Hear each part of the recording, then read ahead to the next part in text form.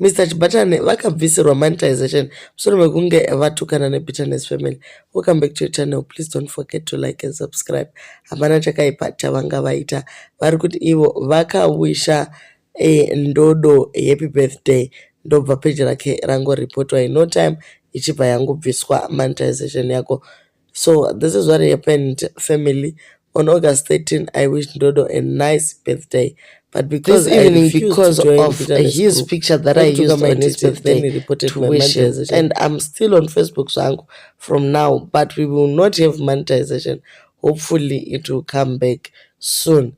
Hashtag vana Tom Jones, vana Annabelle Masivanda nevamwe vakadaro vari kuda kuti ajoine bitterness family. Iye haasi kuita izvozvo. Unotsva kuti hate yacho inobva pakuti chiko, guys. Why do Mazim socialites hate each other so much?